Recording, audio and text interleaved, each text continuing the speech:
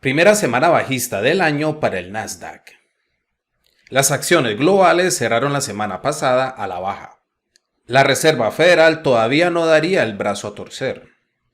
Precaución en los mercados financieros antes de los datos de inflación de Estados Unidos y de Reino Unido.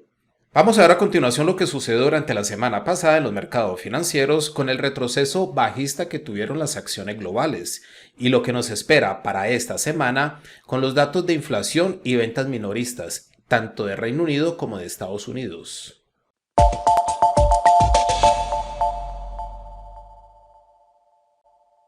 Hola, mi nombre es Alexander Londoño, analista de mercados del broker Active Trades. Aprovecho para invitarlos a que visiten nuestros canales de Active Trades y que compartan su contenido con sus amigos y familiares.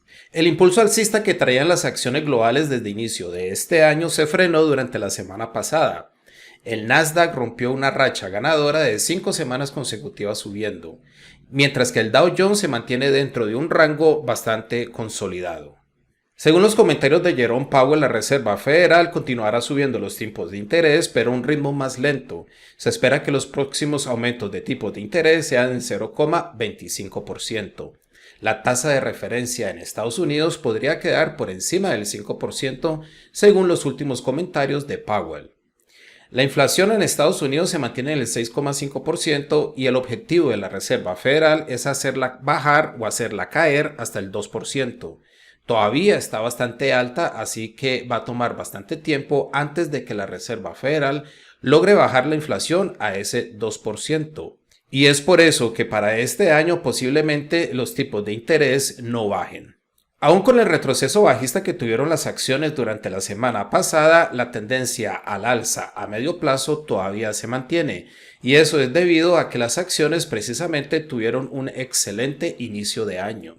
Los sectores que tuvieron peor desempeño durante el año pasado, especialmente el sector de tecnología, es el que mejor se ha comportado a inicios de este año. Precisamente esas acciones que más cayeron durante el año pasado son las que más han subido a inicios de este año. Por ahora se alejan los temores de recesión para este año debido a que la inflación empezó a bajar, mientras que el sector laboral en Estados Unidos se mantiene bastante fuerte. Precisamente Janet Yellen, la secretaria del Tesoro de Estados Unidos, también comentó que es difícil creer que la economía estadounidense entre en recesión con la tasa de desempleo en el 3,4%, el cual es el mínimo de hace 53 años. Desde 1969 la tasa de desempleo en Estados Unidos no bajaba al 3,4%. Otros miembros de la Reserva Federal también opinan que posiblemente para este año no haya una recesión en la economía estadounidense y es posible que la Reserva Federal logre lo que se conoce como un soft landing o no landing. Un soft landing es cuando la Reserva Federal logra bajar la inflación a su objetivo del 2% sin ocasionar una recesión o un desempleo masivo. Un no landing es cuando la economía ni siquiera llega a recesión. Es posible que la tasa de desempleo suba un poco, de hecho, algunos analistas opinan que posiblemente la tasa de desempleo suba al 4,5%, pero aún así sigue siendo bastante baja para una economía como la estadounidense. Las acciones europeas incluso han tenido un mejor desempeño que las acciones estadounidenses desde inicios de este año. El FTSE 100 del Reino Unido llega a máximos históricos por encima de los 7.900 puntos y es posible que mantenga esa tendencia alcista. Claro que todo depende de cómo salgan los datos de inflación y de ventas minoristas durante esta semana, precisamente del Reino Unido.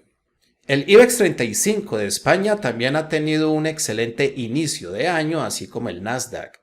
Y durante esta semana también rompió una racha ganadora de 5 semanas consecutivas subiendo. El FTSE MIB de Italia fue el único que cerró la semana pasada en positivo en la eurozona con una ganancia del 1,18%.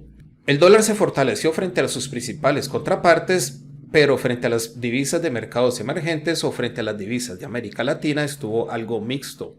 Frente al peso colombiano, el dólar se estuvo fortaleciendo durante la semana pasada y llegó a tocar otra vez el nivel del 4.800. Sin embargo, frente al peso mexicano y frente al real brasileño, el dólar volvió a retroceder hacia abajo. Frente al peso mexicano, el dólar todavía mantiene esa tendencia bajista y volvió a los niveles antes de que empezara la pandemia en el 2020. Como dijimos, la continuación de la tendencia alcista en las acciones depende de cómo salgan los datos de inflación y de ventas minoristas de esta semana. Los resultados empresariales han salido algo mixtos, así que eso tampoco ha favorecido demasiado a las acciones. En algunas ocasiones salen por encima de lo esperado, en otras ocasiones han estado decepcionando a los mercados. Y es por eso que los mercados también han frenado su impulso alcista. Antes de que salgan durante esta semana los datos de inflación y de ventas minoristas, es posible que las acciones tampoco se muevan e incluso se podrían quedar consolidadas en los niveles donde cerraron la semana pasada. Para el lunes de esta semana empezamos con el dato de inflación de Suiza. Tenemos el índice de precios al consumidor de Suiza, las expectativas de inflación de Nueva Zelanda y de Japón tenemos el Producto Interior Bruto y la producción industrial. Ese dato va a ser importante ya que nos va a dejar saber si la economía japonesa se está expandiendo o se está contrayendo. Para el martes tenemos el dato de empleo de Reino Unido, también tenemos de la eurozona el Producto Interior Bruto y el dato de empleo.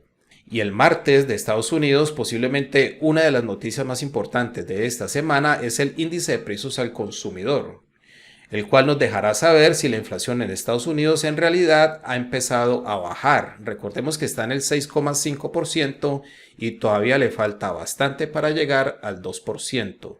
El miércoles tenemos el índice de precios al consumidor y el índice de precios al productor de Reino Unido, otro dato de inflación para esta semana. Así como la producción industrial de la eurozona y de Estados Unidos tenemos las ventas minoristas y la producción industrial. Y también los inventarios de crudo de Estados Unidos. El crudo estuvo retrocediendo hacia arriba hacia finales de la semana pasada debido a que Rusia anunció una reducción de su producción de petróleo. Aparentemente Rusia va a reducir la producción de petróleo en unos 500,000 barriles al día. Y es por eso que el precio del petróleo subió durante la sesión del viernes, pero es posible que regrese otra vez a la baja dependiendo de cómo salgan los inventarios de crudo de Estados Unidos. Para el jueves tenemos el boletín económico del Banco Central Europeo y de Estados Unidos tenemos otro dato de inflación, el cual es el índice de precios al productor. También tenemos las peticiones de subsidio por desempleo de Estados Unidos para este jueves. El viernes tenemos las ventas minoristas del Reino Unido, así como el índice de precios al consumidor de Francia, más datos de inflación hacia finales de esta semana. Y finalmente para el viernes la cuenta corriente de la eurozona. Como vemos, quedamos a merced de los datos de inflación para ver cómo salen y cómo afectan a los mercados financieros durante esta semana.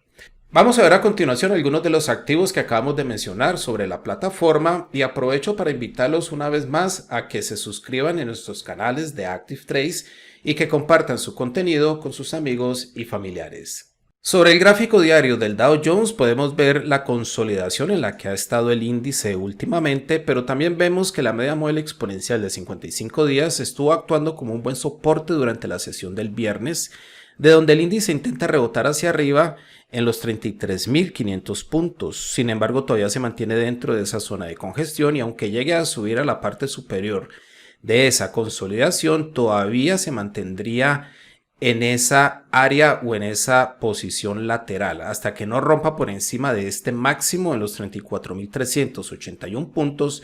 No podríamos decir que el Dow Jones ha regresado con su tendencia alcista a medio plazo, la cual en realidad todavía se mantiene, ya que vemos que el Dow Jones viene subiendo desde mucho más atrás.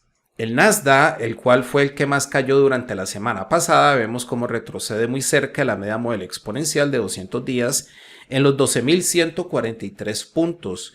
Es posible que aquí encuentre un soporte el Nasdaq e intente rebotar de aquí hacia arriba, ya que la tendencia alcista a corto plazo todavía se mantiene. De regresar hacia arriba, la próxima resistencia más relevante para el Nasdaq estaría alrededor de los 13.000 puntos.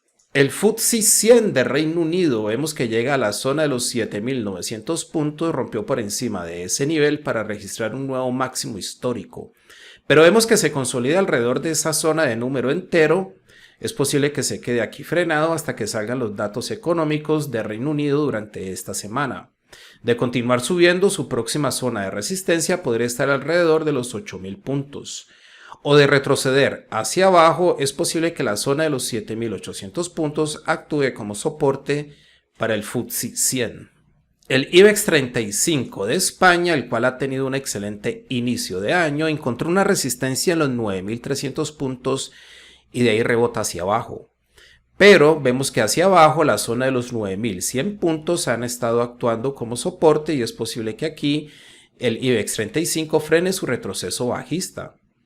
Pese al retroceso bajista, vemos que la tendencia al alza todavía se mantiene a corto y medio plazo. Vemos que estos retrocesos que ha tenido el índice en el camino solo han servido para que entren compradores nuevos al mercado y mantengan la tendencia alcista viva. Sobre el gráfico semanal vemos que el IBEX 35 rompió esta racha ganadora de 5 semanas consecutivas subiendo durante la semana pasada. Esperamos que les haya gustado el video y nos vemos en la próxima.